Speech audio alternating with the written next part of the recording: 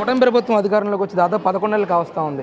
ఈ 11 నెలల్లోనే crime rate విపరీతంగా పెరిగిపోయిందని, మహిళల మీద అత్యాచారాలు కానీ అఘాయిత్యాలు కానీ పెరిగిపోయిన పరిస్థితి కనిపిస్తూ ఉంది. మహిళలకి ఈరోజు రాష్ట్రంలో భద్రత లేదు అని చెప్పి ఒకవైపు రోజా కానీ అలాగే యాంకర్ శ్యామ్లా కానీ పదే ఆరోపణలు చేస్తున్న పరిస్థితి. దీని మీద శ్యామ్లా గారు సడన్గా వచ్చిన పొలిటీషియన్ అండి. ఆవిడ ముందుగా వచ్చి కనీసం గత 5 సంవత్సరాల్లో ఎంత క్రైమ్ రేట్ ఉన్నది, ఎంతమంది విమెన్ ట్రాఫికింగ్, కళ్యాణ్ గారు వారాహి సభల్లో పబ్లిక్లో ఎంతో మొత్తుకున్నారు. 33,000 మంది విమెన్ ట్రాఫికింగ్ జరిగింది, అందులో 18,000 మంది ఆచూకీ లభించలేదు, కేంద్ర నిఘా వర్గాలు చెప్పాయంటే కేంద్రం వచ్చి మీ చెవిలో చెప్పిందా అని అడిగారు. ఆ రోజు ఎవరు స్పందించిన వాళ్ళు, ఆ రోజు ఎవరు మాట్లాడిన వాళ్ళు ఈరోజు ఖాళీగా కూర్చుని ఏం చేయాలో తెలియక పేమెంట్స్ తీసుకుని వచ్చి మీడియా ముందు కూర్చుని ప్రెస్ మీట్లు పెట్టి ఆడవాళ్ళకి అన్యాయాలు జరిగిపోతున్నాయి, ఎందుకు రావట్లేదంటే ఇంతకుముందు ఆడవాళ్ళు జరిగినప్పుడు ఈ శ్యామ్లా ఎక్కడున్నారు? కేవలం కూటమి ప్రభుత్వాన్ని విమర్శించడానికే శ్యామ్లా ఫ్లైట్ మీద వాళ్ళకి ఫ్లైట్ టికెట్ ఇస్తారు, ఇక్కడ పేమెంట్ ఇస్తున్నారు, ఆ పేమెంట్ కోసం తను మాట్లాడేది. ఇంకా రోజా అంటారా నిజంగా పిచ్చి పట్టి, ఎందుకంటే ఈ 5 ఏళ్ల కాలంలో ఎంత దోచుకుందో తెలియదు. ఒక తిరుపతి వెంకన్న దర్శనాల కోసం కానివ్వండి, లేకపోతే మైనింగ్లో కానివ్వండి, దేంట్లోనైనా ఆవిడ దోచుకున్నంతగా ఇంకెవరు దోచుకోలేదు. ఇప్పుడు సడన్గా ఆదాయాలు ఆగిపోయేసరికి ఏం చేయాలో తెలియకుండా పిచ్చ ప్రగల్భాలు పలుకుతుంది. అన్నిటికంటే ముఖ్యంగా కళ్యాణ్ గారి భార్య తన కొడుకు ప్రమాదం నుంచి బయటకు వచ్చారని దానికి దేవుడికి కృతజ్ఞతలు చెప్పుకోవడానికి వెళ్ళి ఆమె తలనీలాలు సమర్పించి ఒక భక్తిభావంతో వస్తే ఆమె మీద కూడా వరస్ట్గా మాట్లాడారంటే అక్కడ కేవలం చూడాల్సింది ఒక తల్లి. మా అందరికైతే ఒక తల్లి కనపడింది అక్కడ. కళ్యాణ్ గారి భార్యనా, ఆమె క్రిస్టియన్నా, లేకపోతే ముస్లిమ్మా, ఇంకొకటి కులం మతాలకు అతీతంగా ఈరోజు హిందూ స్త్రీలు కూడా ఎంత ఆపద వచ్చినా కూడా బయటకు రాని వాళ్ళు కేవలం పిల్లలకి ఏదైనా వస్తే ఒక అమ్మగా బయటకు వస్తారు, దేనికైనా ముందుకు వస్తారు. కేవలం అమ్మగా ఆవిడ బయటకు వచ్చింది. పోనీ ఆమె ఏమైనా రాజకీయాలకు సంబంధించిన ఆమె మీద కూడా వీళ్ళు కామెంట్స్ చేస్తున్నారంటే వాళ్ళ విజ్ఞత వదిలేస్తుంది, అంతకు మించి ఇంకేమీ లేదు. ప్రస్తుతం రాష్ట్రంలో రెడ్ బుక్ రాజ్యాంగం నడుస్తుందని పెద్ద ఎత్తున వైసీపీ నాయకులందరూ కూడా ఆరోపణలు చేస్తున్నారు. ముఖ్యంగా జగన్ 2.0 అనే బుక్ను కూడా మేము రెడీ చేస్తూ ఉన్నాం.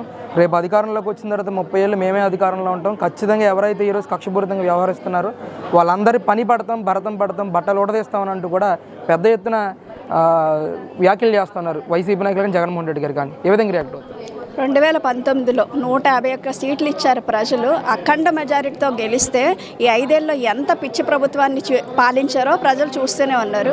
ఇది చాలదన్నట్టు మళ్ళీ 2.0 3.0 వస్తే ప్రజలు ఆదరిస్తే నిజంగా ఇది ప్రజాస్వామ్యం.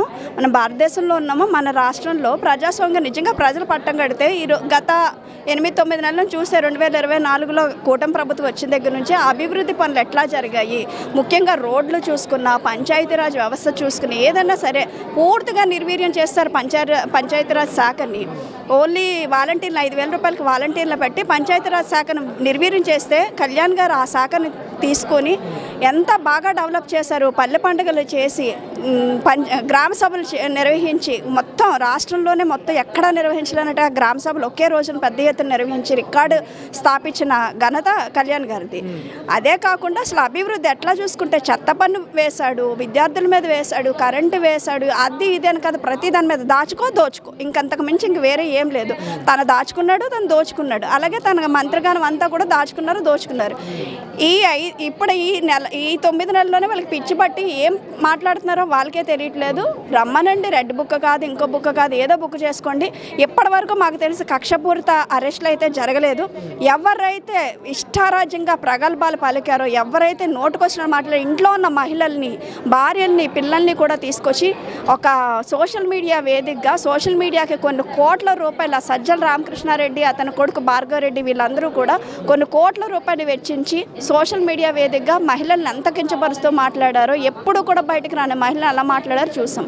ఈరోజు వాళ్ళు చేసిన తప్పునే కేవలం తీసుకొచ్చి అరెస్టులు చేస్తుంటే అరెస్టులకు భయపడి వీళ్ళు రెడ్ బుక్ రాజ్యాంగం నడుస్తుంది అని అంటున్నారు. మరి రెడ్ బుక్ రాజ్యాంగం నడుస్తుందని మళ్ళీ కొత్తగా బుక్ రెడీ చేయడం ఏంటి, 2.0 చేయడం ఏంటి?